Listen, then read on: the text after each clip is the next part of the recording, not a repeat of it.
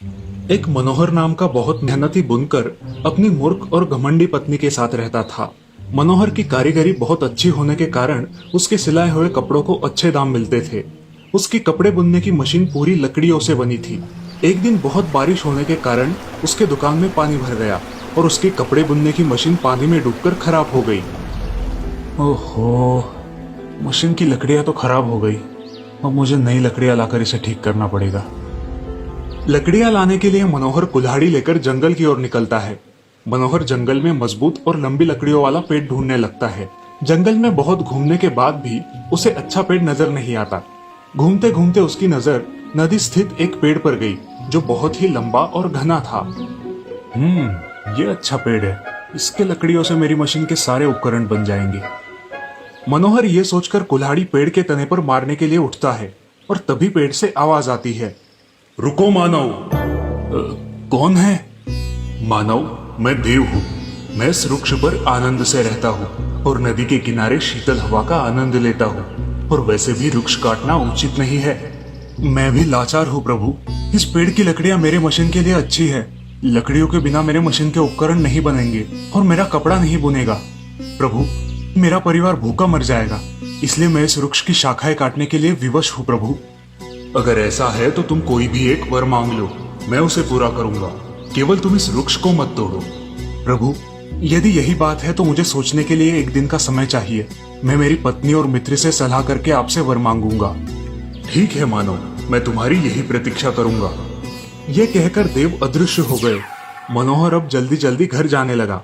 गांव में जाते ही मनोहर की भेंट अपने मित्र नाई से हुई। अरे मित्र, क्या हुआ? बड़ी सोच में दिखाई देते हो। घर में सब ठीक है ना? क्या बताओ मेरे दोस्त, मेरी बुनाई की मशीन कल पानी में खराब हो गई। अब मनोहर उसके दोस्त नाई को जंगल में घटी सारी घटना विस्तार से बताता है। अब तुम ही बताओ, मैं भगवान से क्या वर मांगू? क्या बात कर रहे हो? सच में? हाँ मित्र, ये सच बात है। यदि ऐसा ही है तो तुम एक राज्य मांग लो।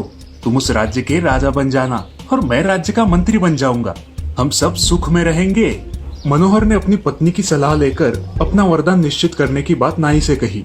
मित्र, तुम्हारी पत्नी बहुत ही घमंडी और मूर्ख है, ये तुम्हें भी पता है, और ऐसी स्त्री को किसी भी निर्णय में समाविष्ट करना ठीक नहीं है। घमंडी और मूर्ख स्त्री को सुख साधन के अतिरिक्त कुछ भी नहीं सूझता है। मनोहर ने फिर भी अपनी पत्नी से सलाह करने के बाद ही अपना निर्णय लेने का विचार प्रकट किया। ठीक है, जैसा तुम चाहो। मनोहर घर जाकर अपनी पत्नी को बताता है, आज मुझे जंगल में देव मिले थे। उन्होंने मुझे एक वरदान दिया है। नाई की सलाह है कि एक राज्य मांग लो। अब तुम ही बताओ, मुझे क्या मांगना चाहिए? राज्य शासन का काम कष्टप्रद होता है। राजा बनने के बाद उसे बहुत सारे काम होते हैं और वो संसार के लिए वक्त ही नहीं दे पाता। ऐसा हीरो से भरा मुकुट किस काम का, जो बहुत सारी मुश्किलों को साथ ले आए। हाँ भाग्यवान, तुम्हारी बात तो सच है। भगवान राजा राम को और राजा नल को भी राजा बनने के बाद कौन सा राज्य का सुख मिला था, और क्या पता हमें भी राज्य का सुख मिले या ना मिले। मगर ये प्रश्न है कि अगर राज्य ना मांगा जाए तो हमें क्या मांगना चाहिए? तुम अकेले ही जो 2 हाथों से कपड़ा बुनते हो, उससे हमारी गृहस्थी अच्छी चलती है। यदि तुम्हारे 2 हाथ की जगह 4 हाथ हो जाए और एक सर की जगह 2 सर आ जाए तो तुम्हारा कपड़ा बुनना डबल हो जाएगा और हमारा मुनाफा भी ज्यादा हो जाएगा। इससे हमारा समाज में मान बढ़ेगा। मनोहर को ये बात पसंद आती है। अब वो जंगल में पेड़ के पास जाता है और वहाँ भगवान प्रकट होते हैं। आओ मानव, बोलो, तुम्हें क्या वरदान चाहिए? प्रभु, मुझे 2 सिर और 4 हाथ चाहिए। मानव, तुम 2 सिर और 4 हाथों का क्या करोगे? प्रभु, इससे मेरा समाज में मान बढ़ेगा और ज्यादा कपड़े बुनकर मैं दुगना पैसा कमाऊंगा। भगवान मन ही मन हंसते हैं और कहते हैं कि मानव की बुद्धि कुछ भी मांग सकती है। तथास्तु। भगवान मनोहर को वरदान देकर लुप्त हो जाते हैं। अब मनोहर को 2 सिर और 4 हाथ आ जाते हैं।